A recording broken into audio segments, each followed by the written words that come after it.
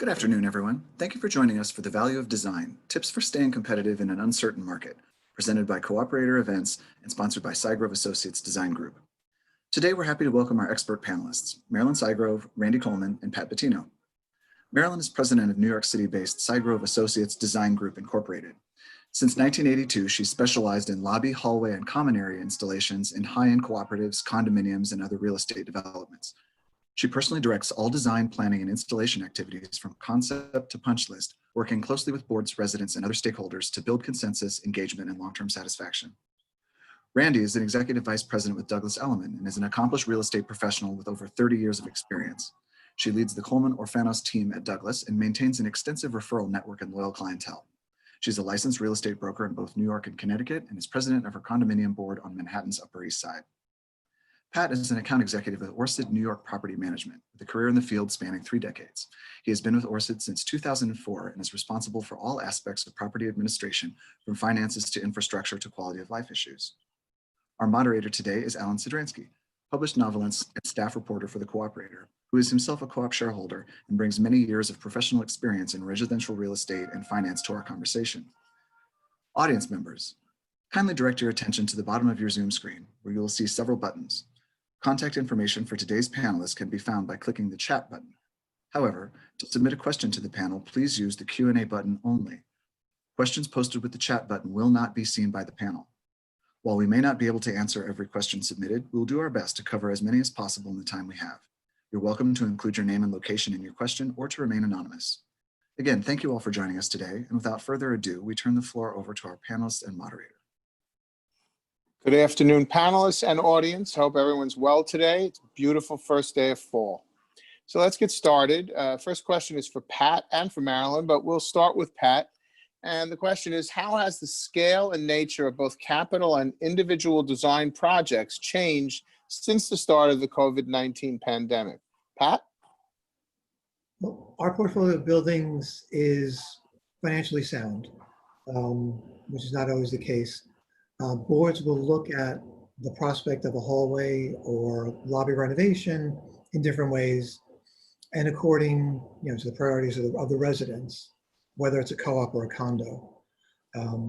Funding the project is naturally a main priority. The current interest rate environment has made it attractive for many buildings to refinance, if it's a co-op, refinancing the underlying mortgage in advance of the expiration date.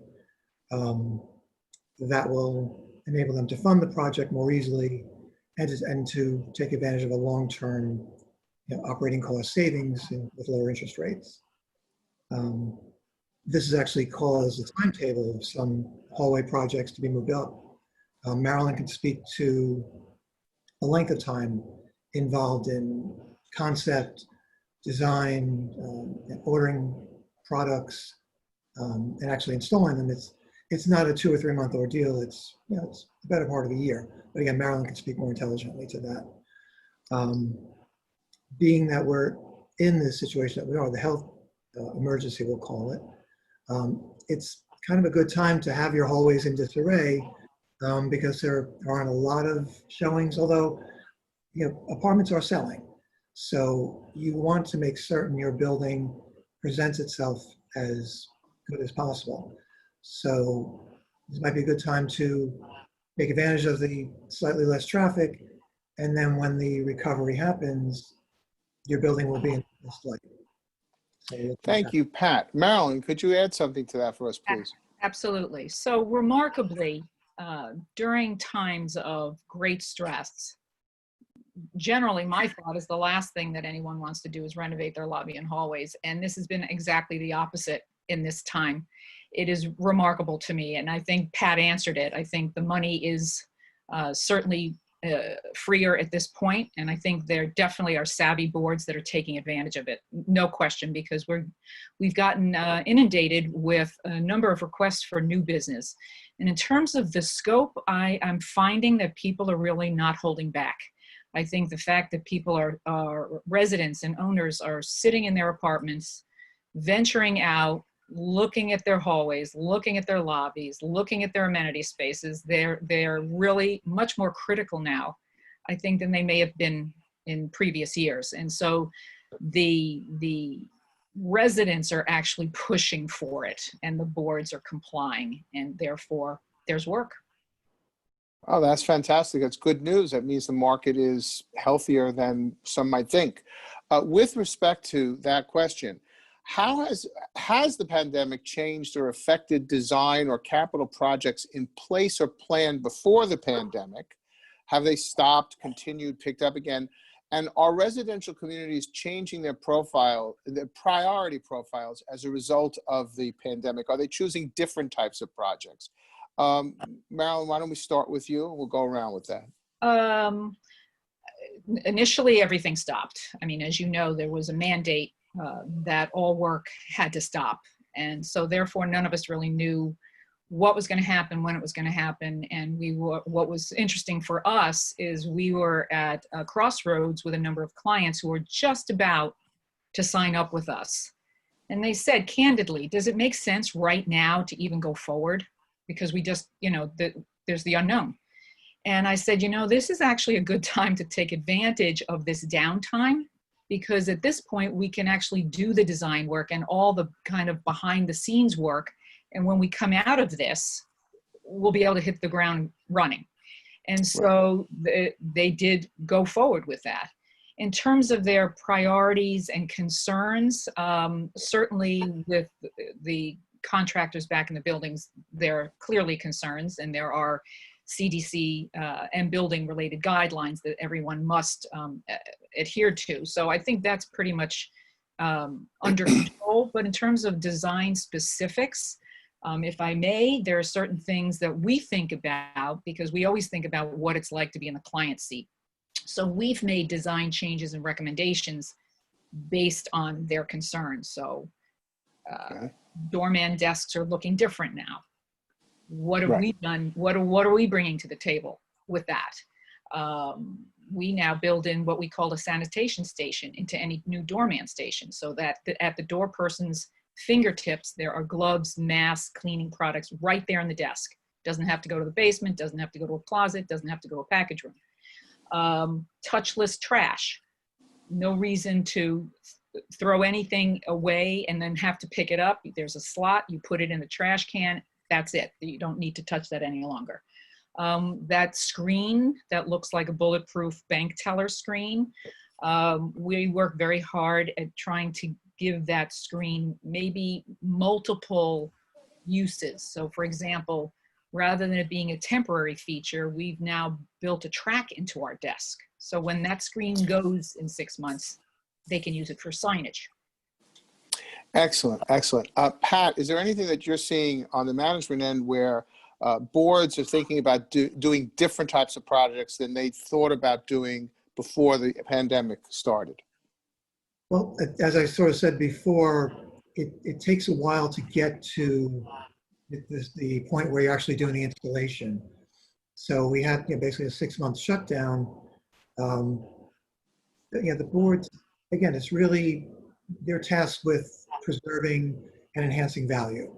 So that's obviously their priority, but the pandemic brought a whole new spectrum of concerns. Marilyn's point, things are more dual purpose. There is, for the foreseeable future, there'll be a remote station for packages.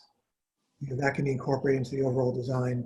It's obviously safety of the residents, safety of the staff, safety of visitors, but still having an aesthetically pleasing environment. It's incorporated. Excellent. Randy, are you seeing any change in terms of, say, buyers? Are they asking for something different than they were asking for before in terms of the kind of design that we've been talking about? Are they looking to see that this stuff is in place? Yes, and I would add to what Marilyn said earlier. I've been amazed I would have thought this would have been a quiet time. Completely the opposite. I've been getting requests from, you name it, all over the place. People wanting to sell because they're moving somewhere. People coming in because the prices are attractive. And then people who are in place and they're thinking, well, maybe I need another bedroom. A lot of people are requesting outdoor space, from big terraces to even just a balcony. So there are Also, I'm seeing requests for smaller buildings where they don't have to be in the elevator with 6 people, and for buildings without doormen, as well as second or third floor apartments, so they don't have to interface with anyone. So I'm seeing, as we have been each month, it seems to get that much busier. And there are, which interesting to me, that at Douglas Elliman, the contracts signed in August were equivalent to last year, which is amazing to me that it's that. Wow. The media puts out that, people call me all the time, is it doom and gloom, just like I read in the media? I said, no, absolutely not. There's business being done.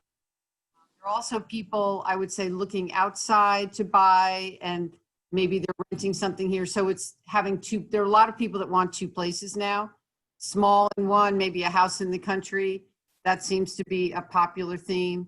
But people are noticing everything in their building, like Marilyn said, is the, from the doorman's uniforms to the landscaping, all these things are now, people weren't noticing. And because I'm board president, they call me pretty regularly. And Marilyn had just done our building, thank God. So there are no complaints, but everything is being looked at with a microscope. Even the laundry room and the basement and the recycling areas are really, cleanliness is really, really key today. Thank you. Thank you. Okay. We have another question here. We actually have a question from the audience already. And Zach in Brooklyn asks, what are some fundamental do's and don'ts when it comes to redesigning common areas, especially now with the pandemic to consider? Are there design elements or trends that are obsolete or undesirable now that boards and their design professionals should steer clear of these? Marilyn? Okay, so that's a really interesting question. There are certain design basics that have always been in place. Materials need to meet code. Construction needs to meet code. And those codes often provide for a lot of the things that we're already worried about. So for example, wall coverings are generally a type 1 wall covering, which means they generally fall into a vinyl material, which is the most cleanable surface. One of the things that, carpet versus vinyl floors or stone floors or porcelain floors, all of them meet a certain level of code, and with that, hand in hand comes durability and maintenance. So I would say the concerns are there, but I think in many ways they are, as a baseline, already met. Now, forgive me, but in the residential world, anything goes. In the public space design, not everything goes. So we have to know what our materials are to use. Thank you so much. Okay, so I'd like to move along to the next question, which I'd like each one of you to take a little stab at this. We'll start with Pat. How have each of you changed the way you interact with client communities, both in consultation planning phases of a project and in the actual execution stages? Also, how do you get the vendors and contractors with whom you work on board with your company standards in terms of what's going on today? Pat, please start us off. Well, the vendors, as Marilyn said, there's a lot of work. The vendors are busy, and they want to remain busy. So they've been very cooperative as far as complying with the protocols that ORCID has devised, which fall hand in hand with CDC requirements and the requirements of the executive order of New York. So we've had great cooperation. There's an understanding that this is a very unique situation. They want, they want management to be comfortable. They want the residents to be comfortable. They want the staff to be comfortable whenever they have a team at a building and they're undertaking work. They've maybe spread out their team a little bit more, whereas they would have 4 technicians on the floor. Maybe they have 2. So they made some adjustments as well. Thank you. Randy, what are you seeing? I'm seeing everything is now virtual and by Zoom. We have a lot of virtual tours. All of our listings have virtual photos, etc. And the interesting thing I'm finding is that the people that are looking now, they are not just looking, they're looking to buy. So I'd say we have probably showings, but the showings are people who really are serious, because who's going to go out and look at this time, you know, and bring a family or whatever. Most buildings have been easy to access. Some, you know, not as easy, but for the most part, you know, we email the super, we call the building. There are a lot of protocols in place once we get there, but I would say it's gone extremely well from my point of view. Thank you. Marilyn, specifically in terms of this subject, I'd also like you to discuss how you've adapted to presenting designs and how effective it's been in terms of the changes that you've made relative to the current situation with COVID. Wow. So my entire office is working remotely. So we have Cygrove, I'm Cygrove North, we have Cygrove South, we have Cygrove West, we have Cygrove Brooklyn, we have Cygrove New Jersey. We are all working collaboratively via Zoom. God bless Zoom. It wasn't good in the beginning, but they have worked out the kinks and it's been great. The challenge has been, how do we do what we do, which is, you know, a tremendous amount of meeting time face-to-face with clients, looking at samples, touching and feeling, getting approvals, getting signatures. You know, we had to figure out how to do that. And we have. We now basically stick to our same protocol. Our meetings are all held via Zoom. Even our weekly job site meetings, or what we now call project meetings, are held via Zoom, where we have our notes, we go through it, and clients are fine with that. But from the design perspective, we will now prepare our design work virtually and present it virtually. Wow. And then once we get feedback from the client, we will then send actual physical presentation boards with materials to the board. And they will then display it in a common area for the committee to file through, take a look at it, make their notes, and then we continue to talk. So it can be done. It is remarkable how inventive all of us have been in this time. That's very impressive and fantastic. We've just gotten a question from the audience along this line. Kendrick in Manhattan would like to know, what questions should our board be asking contractors and designers about their own qualifications to design and build protective shields and barriers for our common spaces? Are there any certifications or official design standards for this kind of thing? Conversely, what are some red flags that might indicate that a prospective designer or contractor doesn't really know what they're doing? Marilyn, why don't we start with you briefly? Okay. There are no certifications. This industry, which basically started in the early 80s when buildings were initially converting, there wasn't anyone doing this type of work.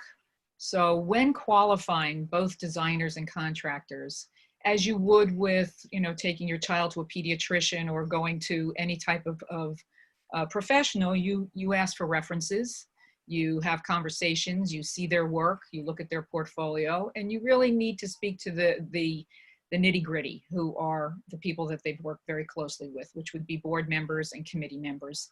To get a sense of their professionalism, whether they've kept to a budget, whether the timeframes have been honored.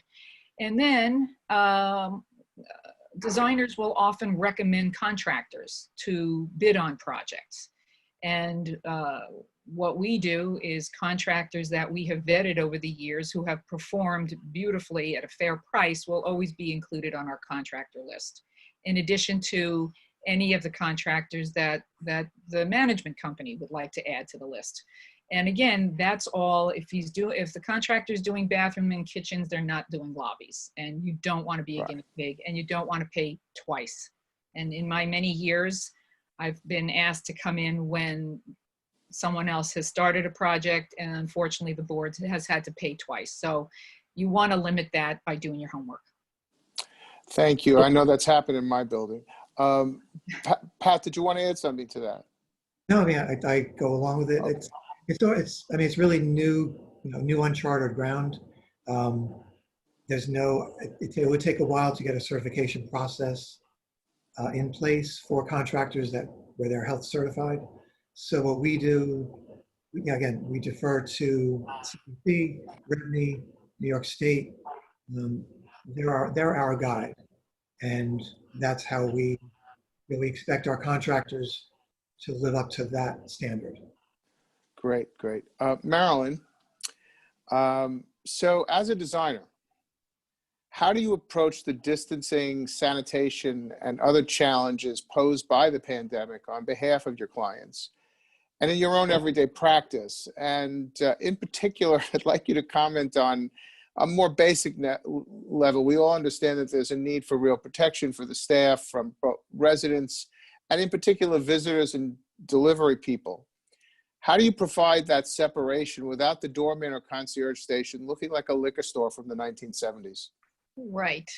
Well, as I mentioned, there are certain standards in terms of the location and placement of the doorman station. There has to be traffic flow. There has to be certain ADA guidelines that are accommodated, which give a certain amount of breathing space to any doorman station.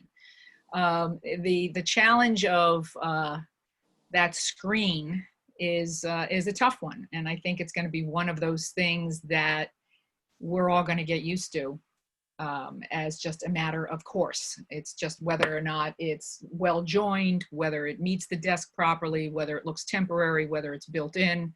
And with regard to the shareholders and unit owners' concerns for their safety, and as well as guests and staff, we're limiting the amount of seating that is in a lobby. There are also lots of products out now. For example, there are microbial fabrics that are easy to clean, that can be cleaned with a bleach product. We got that from the healthcare industry. The healthcare industry and hospitality have been exchanging information for years. So instead of things looking very sterile and unattractive and utilitarian, they've now come over to the hospitality side, which are much more lush and plush and residential in feeling. And they're marrying those two technologies, if you will, those two sensibilities. And there's a lot of product out there that we're now specifying that is specifically for easy cleaning and heavy duty cleaning. That is really, really interesting. I wanted to ask you a little more about that. So it would seem to me that both the hospitality and health industries have sort of surreptitiously dealt with this kind of problem for a long time before we had the COVID issue, because there's lots of people moving in and out of these spaces. And certainly with the healthcare industry, a lot of them are carrying whatever. So my thought is, how permanent are these changes going to be for the residential world, for the co-op and condo and HOA community? Can we expect to see these screens up permanently into the foreseeable future because of the potential for more, these types of pandemics? Or do we think that this will end and this stuff will come down? Wow. I have to hold on a second. I got to get my crystal ball. Take your time. And I do have one. That's a tough question. And all of this is based on how we feel. It's psychology. I think that, flu season, riding in a subway, I know I'm always I'm always concerned, and that's just general flu season. So you can now imagine what it's like. I think it's going to be here for a while. I think it's going to be one of those things that becomes the norm, and that we won't notice it quite as much. But I want to interject a couple of tips that I think might be fun and interesting. So we now have at our fingertips all kinds of masks. We have all kinds of surgical gloves, all different colors, shapes, sizes, all of those things. And you have a building staff that's wearing a uniform. So one of the things that I think would make this more palatable and more professional and actually cleaner looking and psychologically more organized, and I think Randy could speak to this as well as Pat, is when something is perceived as being clean and organized, there's more value to it, as opposed to an interior that is sloppy, not well kept, not clean. There definitely will be a trade-off in value. So one of the things is I'm custom mask. Get a custom mask in the same color as the material that your doorman suits are in, so that they will now be an accessory that makes sense. Same thing with the glove. I mean, why do we want, fluorescent blue gloves if you're wearing a beige or a brown or a gray uniform. So I think if you think a little bit and apply it, it's not going to cost you that much more, but it's those little details that make the world of difference. Thank you. Randy, did you want to add a little something to that? I hadn't thought about the custom masks, Marilyn. I'd like to get that info later. I'd say I think these things are going to stay. In our building, I mean, everyone's used to it now, and with the tape across the stanchions and the signs, I don't see that going away, and it really hasn't been a problem here. But one of the things which we did in our renovation, which was critical, was all the Amazon boxes are coming at lightning speed every moment. We didn't have the proper storage. So we now have a beautiful closet in the lobby, which has taken care of all of that. And that in itself has just made an enormous difference, which, when you're looking at cost of doing things, if you prioritize, which we did from the beginning, and that was like the first thing on my list, so I didn't have to see them the moment you came in. But they're, like Marilyn said, they're little things, like a desk chair, the right signage posted, little things like that go a long way, and they're not expensive. And we've eliminated most of the seating in our lobby as well. And no one sits there. People are fine with it, It's just the new norm. And I don't foresee anything changing really anytime soon. And it works. All right, I'd like to lead into the next question with that, because we're really on sort of the same direction. And I'd like you to approach this both as a board president and as a real estate professional. With tight funds, thanks to the increased cost of PPE and air purification and other COVID-related expenses, what's your advice for boards and individuals hesitant to invest in what they may see as a purely aesthetic project? Sorry. Randy. Yeah, I think what's important are the things that you see when you walk in, the curb appeal. And one of the things which people have been mentioning to me lately is the landscaping. We hired a new landscaper a year or so ago. People never really noticed that. Now they're commenting on how attractive it looks. The front entrance, just having the proper pots of flowers at the front. The railings, we've had railings polished so that they look like brass railings. All those little things, whether it's the front steps that need to be polished, or putting in a ramp for wheelchairs, a better looking ramp.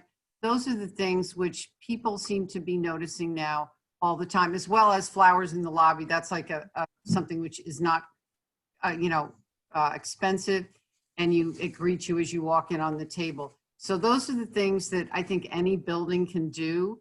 And the other thing is uniforms. So if you're thinking about a renovation, we did our uniforms at the end, but you can do those in the I would say in the beginning, because it does change the appeal of, the first thing when you walk in. And we also did a major recycling, which I think it's the best recycling I've seen anywhere, with the signage, with Marilyn's help, a great sign person. And that is just, it's very attractive to get into the basement now. So those are the things which really don't cost a lot of money to do and can be done pretty easily and quickly. And I know that it seems like contractors ready, willing, and able to do this work now. To the ones I talk to, they're happy to have the business. Great. There's a very brief follow-up on that. Is there anything specific you would recommend for smaller buildings that don't have full staffs, or may not have any staff at all other than a super? Is that for me? Yes. Okay. I would say, again, a lot of small buildings that I go into, the carpeting is horrendous. It's old, it's torn. Sometimes there's marble in the lobby that hasn't been polished. Those things could be done pretty easily. The mailboxes is another item that maybe the mailboxes are old, they could be refaced. But a lot of small buildings, it's easier to do because they are small. But I'd say the carpeting is number one, and then polishing the floors, and a lot of them have nice brass railings. which have been neglected over time. And it seems like those buildings are harder to get things done than a full staff building, in my opinion. Thank you. I have an audience question here. I'd like to go to Pat for this. Our question is from Jacques in Manhattan. And he asked as follows, they have a small alcove in their lobby, which they'd like to create an additional enclosed area for Amazon, DHL, and UPS packages, because there's been a very big increase in the number of package deliveries, clearly. They have a resident who's a retired carpentry contractor, and he's well qualified to do the job. So the first part of the question is whether it's a good policy to have a resident do the project, and second, can you give them some guidance on what permits and or inspections, if any, they should have in place before they start, so they don't wind up getting fined or having to tear down the whole project? Pat? Marilyn would have to vet him first to make sure his skill level is up to the building aesthetic standards. It's a difficult, I mean, obviously the person is skilled, they could be a true artisan. It's difficult when you're having, I'll bifurcate the answer. Qualifying a resident, having them in the employ of the condo or co-op, despite a high skill level, is sometimes not the most ideal situation to enter into. The other side of that, the fire department has minimum clearances. Randy said briefly before, or actually Maryland, ADA requirements, certain amount of access. The alcove needs to be accessible. If there's maybe a step up, that, then it's not an area that can be improved. If it's fully accessible by ADA, that's your first step. If it's a landmark building, sometimes you would have to, even though it's inside the lobby, it may be visible from the street, and landmarks will want to have a review and give you a letter of no effect. Okay. Aside from that, it's just what your C of O allows for. Are you enclosing the space? Is it going to create a fire hazard? Do you need to add lighting or a sprinkler? There are many questions, so it's not something that you do casually. I understand, Marilyn, along that line, from Ciara, she asks what your thoughts are on boards or residents taking on a lobby redesign on their own. She says that their building simply doesn't have the finances to spend on a professional at this time, but the spaces are in dire need of an update. How crazy would it be for them to undertake it in-house? Do it yourself, DIY. DIY. Well, I've picked up some of those pieces afterwards, so I've had a little bit of experience with it. It's a tough one. My advice in a situation like that is, if you can hang in there until you do have the funds and simply do a very neutral paint job, you're going to be a lot better off than, and honestly, a DIY is DIY. DIY. Yes, DIY. DIY. The people doing it, they live there. And so if they can take the type of criticism, I don't live in the buildings that I do. So I have a very different attitude than if someone criticizes my work, than if it's somebody that lives next door to me and who's always going to make a comment every time they see me. And you got to have pretty thick skin. So there's a lot more to it than just cost. And I usually say, when I do speak to potential clients that say, we just don't have the money now, I say, you know what? I hate to turn any kind of business away, but you're better served in waiting until you have it so you can do it the right way. But going neutral in the meantime, clean, fresh, have your floors polished, have your carpets cleaned, have the doors painted and the trim and what have you. And also lighting, big deal on the lighting. With the new energy codes, making sure that you have you can max out on cost savings for not a lot of money by putting in LED lighting that can even be on light sensors where your monthly kind of costs go down. So there are ways that you can amass money, you can amass the budget to do it in not too long of a time. Thank you. That was great. And Randy, as a board member, if your fellow board members suggested that they wanted to take this on as a DIY, what would your response be, both as someone who served on a board and as a real estate sales professional? We've had those questions, and it's a tough one to answer because some of these people are pretty, what's the word, stubborn. So over time, you know, initially it's a question, then it kind of goes away over time, thank goodness, because buildings that have done that, and we're talking about having 2 and 3 and 4 renovations when Maryland was not involved, unfortunately, and it becomes, you know, you're throwing money away. I mean, literally. And to do things on the cheap doesn't make sense. You know, we had an elevators done years ago. It was a nightmare. Company that we didn't choose. So all of these things, you know, I would say what's most important is finding the right decorator to help you do this, and not a friend of a friend or someone in the building. I've been in those lobbies and hallways, and it's not a positive picture at the end, unfortunately. But if someone's on the board, you know, it's hard you can't do it. I understand. Thank you for your candor about that. Along that line, I'd like to present a question to you, Randy, that we have from Audrey in Hoboken. She says that their condo is small, just 12 units, and the building is well maintained, but it's over 100 years old. What complicating factors might that bring to bear if the board decides to move forward with a lobby upgrade for both aesthetics and better COVID quality? And of course, briefly, each of you, if you would just say a few words here, because I think it's important, since there's such a large number of small buildings out there that have different needs than larger buildings do. So Randy, let's start with you, and then we'll go to Marilyn and then to Pat. Right. So 100 years old, unless there are some real serious problems with the building, I don't foresee that as an issue. But, you know, the budget is key to find out what you can work with initially. But if there are like piping problems or all sorts of interior things, that's a whole different story. But I mean, a small building of 12 units, that should be workable with not a huge budget.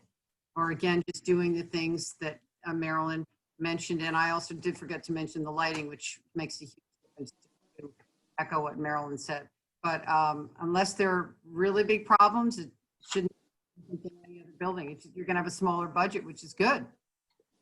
Marilyn, what advice do you have for this young woman?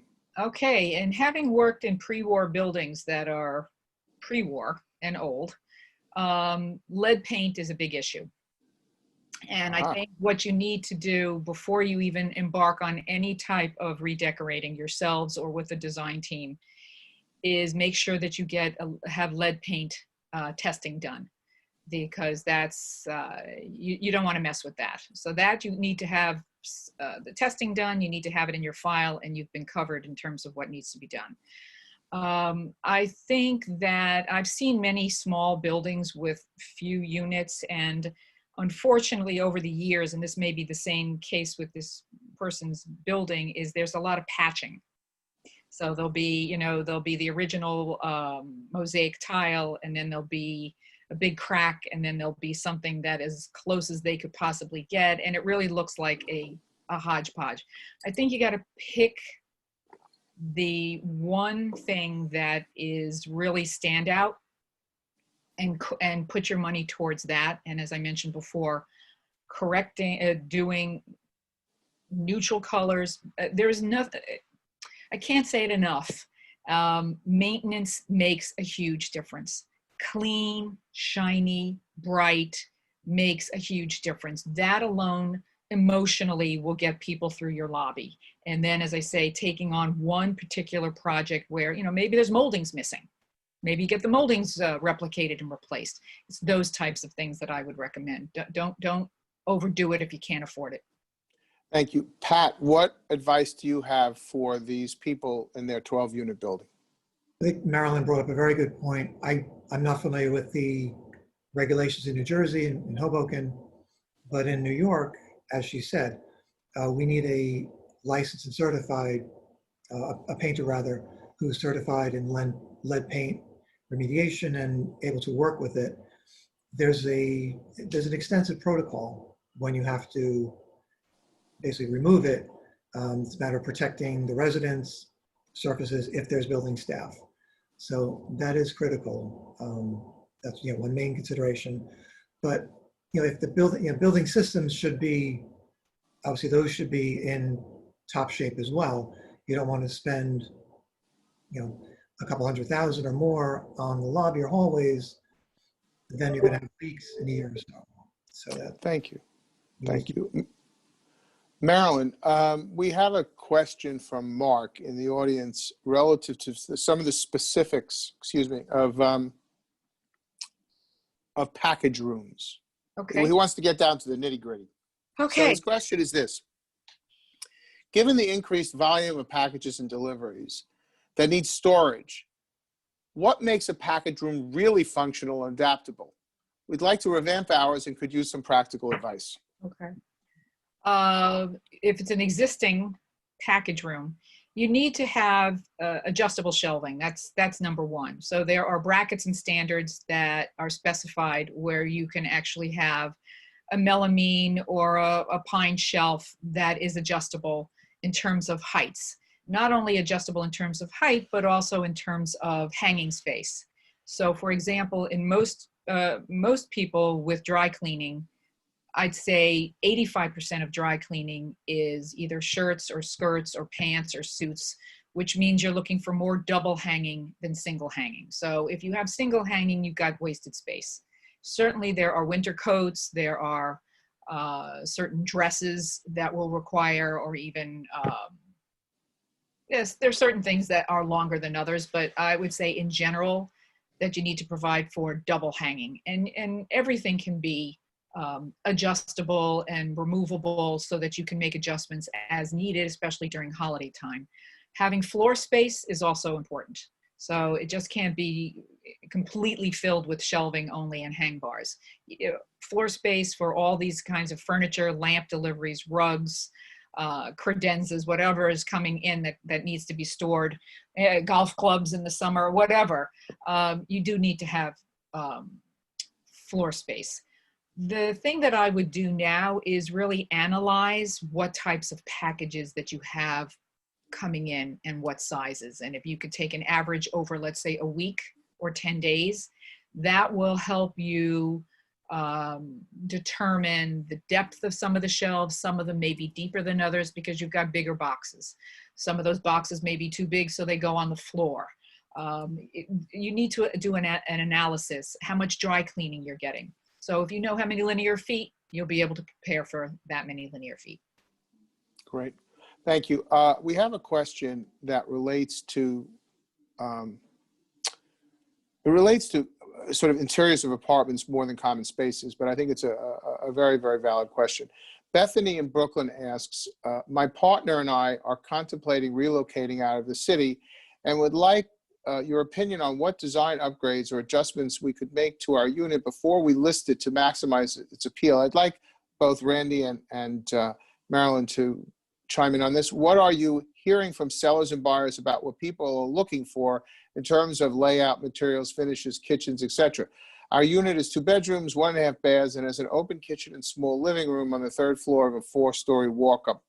Randy, let's start with you. What are you hearing in the sales area about this? Paint, clean apartment paint. We usually recommend linen white for, it's not the standard white. I don't know if the renovated or upgraded or the kitchen, but basically clean. Randy, move a little closer to the screen. Sorry, clean. Can you hear me okay? Better. Clean paint throughout. I don't know if the kitchen's been renovated or the bathrooms. Decluttering is huge, and decluttering to the point where it really is decluttered, not just, I mean, you need to have someone come in and help you with that. A broker most likely could do that.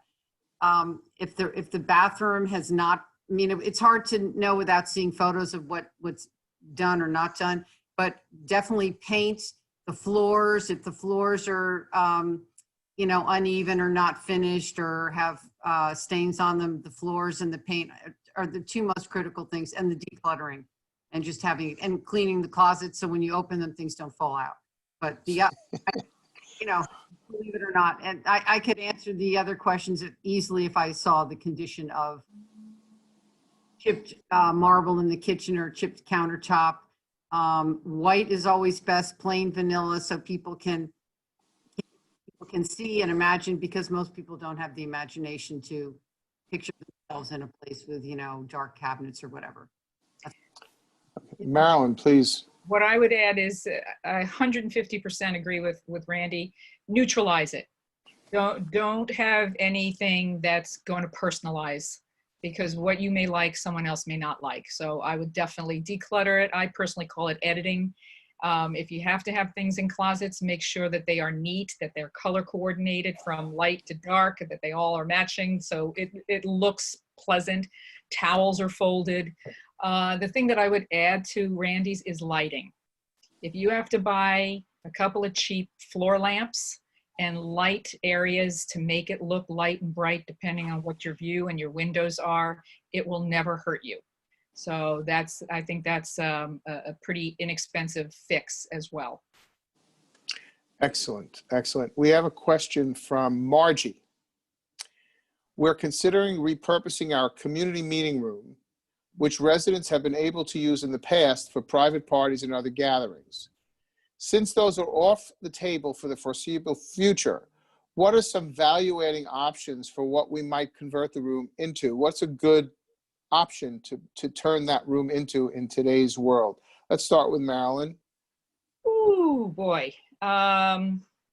Okay, so for Margie, an alternative to a community room. It can always be used when we come out of this thing for social distance appropriate parties and functions, what have you. But we hear a lot about space for people are sick of being in their apartments. They want to go somewhere else where they feel safe and they feel distanced enough. So I would say if you have, whether it's study space or business space or computer space or card table space, where you don't have it, packed together, where it's quite at a distance from each other, I think you'll see that it will be used. I think another thing you might want to consider, and I honestly don't have any experience with it, but it seems to make sense to me, is people to sign up to use the space at certain times so that you can vary, keep track of, so that you don't have an influx of everybody in there at the same time and people getting upset. So I think it's a combination of really usable furniture, work surfaces that can be easily cleaned, and a sign-up sheet. I think you'll be in good shape to get some use out of that room. Thank you. Randy, along that line, go ahead, please, and I'll ask you after. What I would add for a building is storage space. Depending on how big the room is, you can sell the space of that community room. There are always people who want storage, and that will add to the reserve fund of the building. So even if you get 5 or however big the space is, you can do like locker sizes.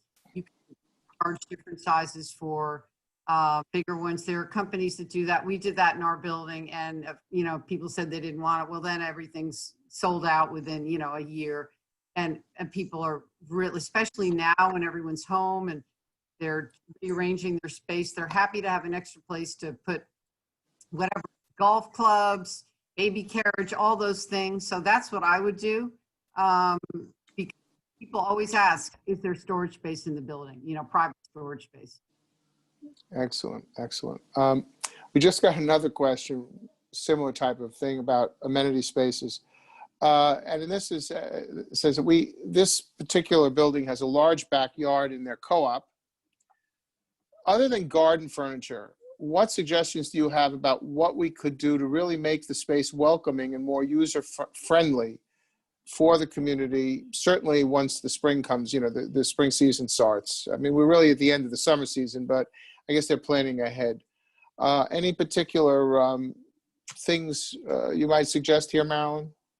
Well, to Randy's point earlier, I'd say landscaping, whether it's seasonal or perennial or a combination. Generally, a combination would be the best way to go. So you have evergreens mixed with, bulbs for the spring, flowers for the summer, and even vegetable gardens. Those are a nice amenity if they have enough sunlight, and it can be a communal vegetable garden as well. We're doing a space that's actually not a roof space, but it is a backyard space, not a lot of light, but they're providing simply some benches and a piece of sculpture. So it's kind of a serene meditation type of space that they don't have to water or maintain in any way. So that's another solution for that. Okay, along that line, yes, Randy, please, and then I'll ask you my question. Getting requests now for meditation spaces, as Marilyn said, meditation rooms, meditation outdoor spaces. That's a thing which relatively just happened. So that's popular, just a serene. So. Thank you. Pat, along that line, because my building has a very beautiful garden, and one of the problems we've run into is what access, particularly since COVID, what access children should have as opposed to adults. What have you seen in terms of this with other buildings where they do have shared outdoor spaces, and what's the best way to handle that kind of a situation in terms of the residents? Well, again, everything sort of goes back to this. If the space is existing, is it ADA compliant? Can all the residents get to it with ease? So that to the side, our roof gardens, our courtyards, generally we ask that, if you can't maintain a proper social distance, in the current environment, masks are required, obviously. We don't have sign-up sheets for those spaces, but to back up to the prior question, that that community room, if it were to be converted to a gym, storage is an excellent use. Marilyn's suggestion is also excellent because people want an extension of their living space. Sign-up can be done through, if you have building link in your building or some similar type of tracking service. But the outdoor spaces, everything has to be accessible to everyone at all times, but the total number of people can exceed what's either mandated by statute or reasonable. Terrific. Thank you so much. So with that, I'd like to give each of you the opportunity to make a final statement. Pat, why don't we start with you? Okay. The statement is encompassing everything in general? Or Oh, whatever you like, some final words for the audience. Well, I think one of the things that Marilyn said, it's, because it's something that's coming up, or not that's coming up, so it's becoming part of the, or incorporated into your design, the adjustable or the channel set plexiglass and glass partitions at the front desk of the doorman station. So, we won't always be in a lockdown situation, and we won't need to have those areas encased. So I think flexibility in your planning, if you're doing lobby or corridor renovation, think beyond our current situation, but always have that in the back of your head. So as far as safety, and then now we have Local Law 33, which requires letter grades on the entry of all our buildings. So that's something else to incorporate into our design. Thank you. Randy, so some final advice for the audience. So I would say when you're planning to your new project, allow some time to, figure out what you need. I know our planning, it seemed to go, we revised and revised over a couple of years, which is probably a little too long, but talk to 2 or 3 decorators. Shout out to Marilyn because she is like the expert in what she does in Manhattan lobbies and hallways. And as you know, we've worked with her twice and had only the best experience. So, but map out what it is that you need. And if there's extra space in the building, just look at all the areas of the building because things are constantly changing, and, you know, you have to be flexible and make sure, you know, there are always things that you think you might forget, which we did, and then Marilyn will add them. But it takes time to figure all this out. So I would just say allow yourself, you know, a good 6 months to plot what it is that you want to do and speak to a couple of different people. Thank you. Marilyn, you have the final word. Wow. First, I want to thank everyone for joining in today, both Randy and Pat for helping out this afternoon, and everyone else who has been kind enough to sign up to see us do our thing and ask great questions. I just want to leave you with a thought about, don't be afraid. We're all going to get through this. We always have, we always will. And design is a tool and a venue to make your homes and give you a quality of life that makes all of it palatable. So don't be afraid of anything. Forge ahead, and we'll all be okay. Thank you so much. I want to thank all of you. It's a very informative and interesting hour. Thank you to the audience, and I hope we'll see all of you again soon. Thank you. Thank you.